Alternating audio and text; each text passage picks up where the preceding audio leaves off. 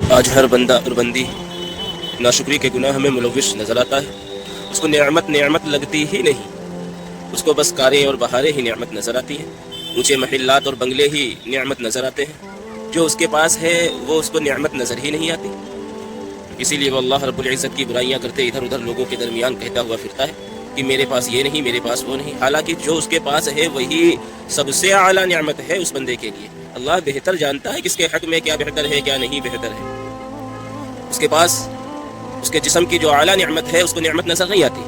ارے جا کے ذرا اسپتالوں کے اندر دیکھ لو کہ سالوں ہو جاتے ہیں لوگوں کے منہ کے اندر روٹی کا ایک لقمہ نہیں جاتا، صرف لیکوڈ کے اوپر اپنی زندگی گزار رہے ہیں. ان سے پوچھو کہ روٹی کا کھانا کتنی بڑی نعمت ہے، وہ آپ کو بتلائیں گے.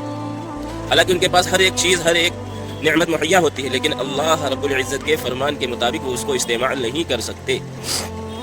جس کے پیر نہیں ہے اس سے جا کر کے پوچھو کہ پیر کتنی اعلیٰ نعمت ہے، تو وہ آپ کو بتائے گا کہ پیروں کے بنا زندگی کیسے ادھوری ہو جاتی ہے. تب آپ کو احساس ہوگا کہ ہمارے پاس اللہ نے 2 پیر عطا فرمائے ہیں، یہ کتنی اعلیٰ نعمت ہے.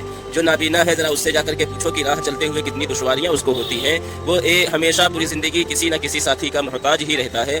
ذرا بغیر آنکھ والوں سے جا کر کے یہ پوچھو کہ آنکھ کی نعمت کتنی بڑی نعمت ہے، وہ آپ کو بتائے گا کہ نعمت کیا چیز ہوتی ہے.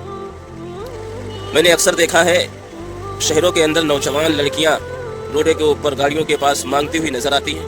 ارے وہ بھی تو کسی کی ماں ہے، کسی کی بہن ہے، کسی کی بیٹیاں ہیں، ان کی بھی تو اولادیں ہوں گی. اس وقت یہ خیال کیوں نہیں آتا کہ ہائے میرے رب کی کتنی بڑی نعمت ہے کہ اس نے ہمارے گھر کی عورتوں کو عزت والی چھت اور چادر عطا فرمائی ہے. کم از کم اپنے گھر کے اندر طرح طرح کے پکوان پکاتی ہیں، دسترخوان سجاتی ہیں، اور سجانے کے بعد پھر اس کے اوپر بیٹھ کر کے سب مل کے کھاتے ہیں. کہ یہ اعلیٰ نعمت نہیں ہے؟ وہ غیر محرم ہو یا محرم ہو، سب کے سامنے بیچاری ہاتھ پھیلاتی ہیں. اللہ نے تم کو عزت والی زندگی عطا فرمائی، یہ نعمت نہیں ہے؟ یا صرف کاریں اور بہاریں ہی نعمت ہے؟ نہیں میرے بھائیوں، جو ہے